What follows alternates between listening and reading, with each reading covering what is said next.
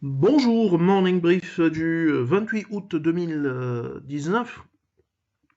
Alors un marché qui termine encore dans le rouge avec un taux index qui perd 0,12%, ramenant ici ou portant ainsi ses pertes annuelles à moins 1,24%.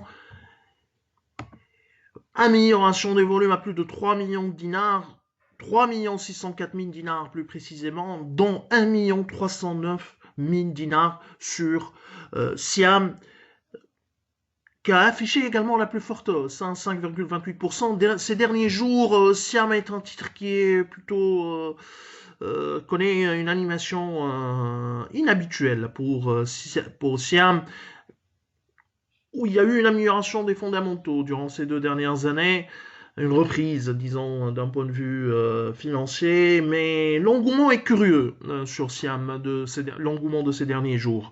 UBCI, bien sûr, est un des titres les plus échangés, où, avec 616 000 dinars de volume traité, Meninx Holding, groupe Toasis, était le plus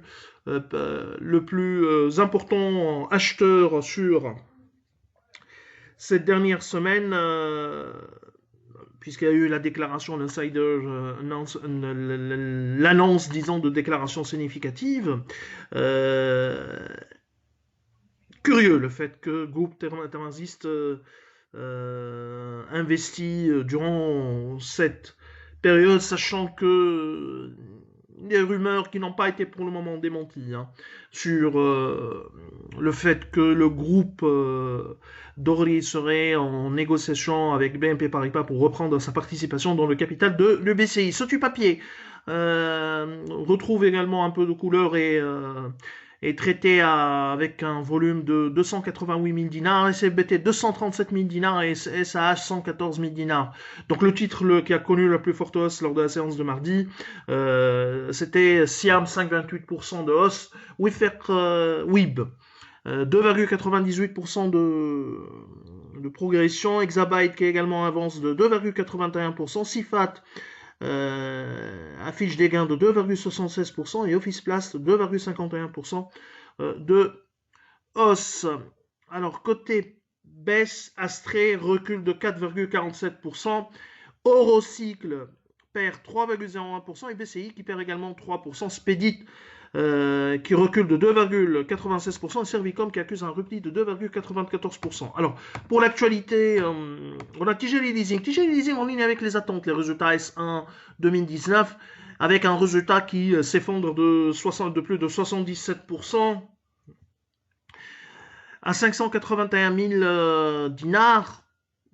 En ligne avec les attentes. Il a bien sûr le résultat subit le double effet baisse des marges, PNL à 8 427 contre 10 028 et la dégradation du risque, coût du risque à 1 900 hein, qui a plus que doublé durant ce premier semestre, 860 000 dinars l'année dernière au 36 2018.